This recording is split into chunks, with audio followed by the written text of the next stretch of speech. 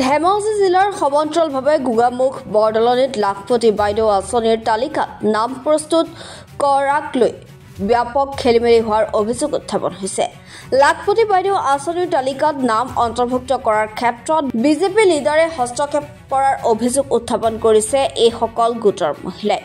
লক্ষণীয় বিষয় যে চৰকাৰৰ এই আঁচনি ৰূপায়ণৰ ক্ষেত্ৰত মুখ্য ভূমিকা চৰকাৰী বিষয়াই ল'বনে বিজেপি লিডাৰে ল'ব তাক লৈ এতিয়া প্ৰশ্ন উত্থাপন হোৱা পৰিলক্ষিত হৈছে।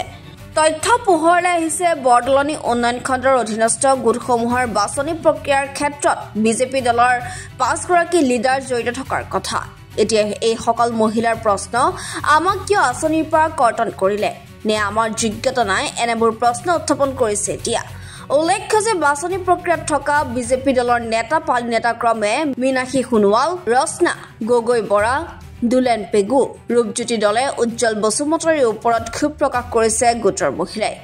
নজনা আমি খেদি পঠিয়াব লাগিব, আমি সুধিব লাগিব, ৰাইজে চবে ক'ব লাগিব কিয় কাটিলে, কি কাৰণত কাটিলে, কিয় আমাক গছ ৰুবলৈ দিছিলে আৰু ফৰ্ম ফিল আপ কৰিবলৈ কিয় আমাক ইমান কষ্ট কৰিবলৈ দিছিলে, কিমান হাৰাশাস্তি দিছিলে, আমাৰ কিমান টকা গৈছে, সেইটো কাম কৰোঁতে আমাৰ কিমান ল'ৰা ছোৱালী এৰি ঘৰ এৰি কিমান দৌৰিছোঁ। এনেকৈ জনা হ'লেতো আমি নকৰিলোহেঁতেন। আমি গছ পুলি ৰুবলৈ কি দৰকাৰ পৰিছে, আমি ফৰ্ম ফুৰাবলৈ কি দৰকাৰ পৰিছে।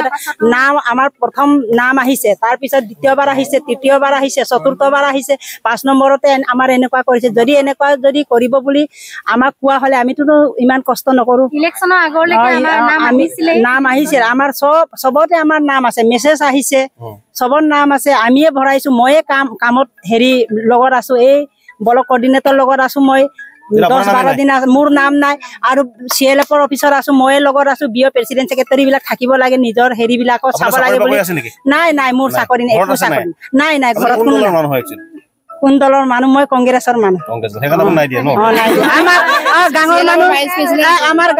আমাৰ গাঁৱৰ মানুহ চাকৰি থকা মানুহে চবৰ আছে, টিচাৰো আছে নাম, কিন্তু মোৰ একো নাই, মোৰ নাই।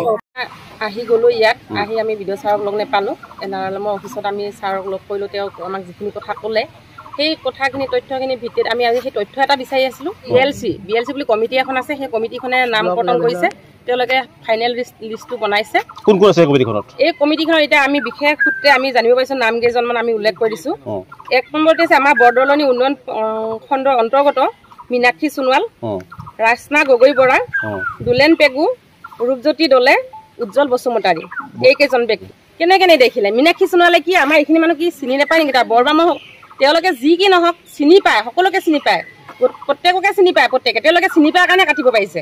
তেওঁলোকে যেতিয়া কাটিছিলে নাম, তেতিয়া কৰ্তন কৰাতে এবাৰ চিন্তা কৰি নাচালে কেলে? এইখিনি মানুহ আচলতে পাবলগীয়া যোগ্য হয় নে নহয়? উন্নয়ন খণ্ড বিষয়াৰ লগত আমি কথা পাতিলোঁ। তেওঁ এই বিষয়ে একেবাৰে একো নাজানো বুলি কৈছে। তেওঁ অৱগত নহয়, গতিকে তেওঁ চাৰেণ্ডাৰ কৰি দিছে বুলি ক'ব লাগিব আমি, কাৰণ তেওঁ নাজানো বুলি কৈছে। আমি তথ্যখিনি বিচাৰোঁতে তেওঁ আমাক DC ছাৰৰ পৰা পাৰ্মিশ্যন লৈ কিনে তথ্যখিনি দিয়াৰ ব্যৱস্থা কৰি দিম বুলি কৈছে। আৰু আমি এতিয়া সকলো মহিলা ওলাই আছোঁ, অকল এয়াই নহয়, আমাৰ বহুত মানুহ ইতিমধ্যে দেৰি হোৱাৰ কাৰণে কিছুমান ল'ৰা ছোৱালী লৈ আহিছে, গুচি গৈছে।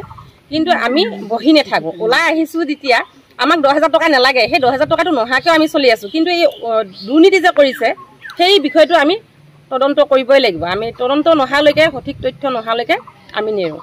যদি আগতে আমি গম পালোহেঁতেন দলৰ নেতা এনেকুৱা বিচাৰ কৰিব, কাটিব, নাম কৰ্তন কৰিব, চিলেকশ্যন কৰিব, তেতিয়াহ'লে আমি এইবোৰ আঁচনিত অন্তৰ্ভুক্ত হ'বলৈ আমি ফৰ্ম ফিল আপ কৰি ইমান হাৰাশাস্তি খাই আমি টাইম পাছ নকৰিলোহেঁতেন।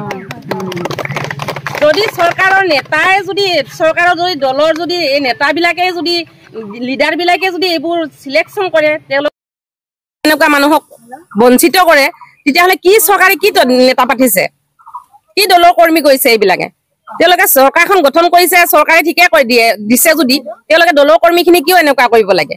এইবোৰ দুৰ্নীতি বন্ধ হ'ব লাগে। আৰু যদি পায় এই আঁচনিখন সকলোৱে পাব লাগে, আৰু যদি নেপায় পাব নালাগে। গোগামুখৰ পৰা ললিত শইকীয়াৰ ৰিপৰ্ট, এনি ভাৰত 24।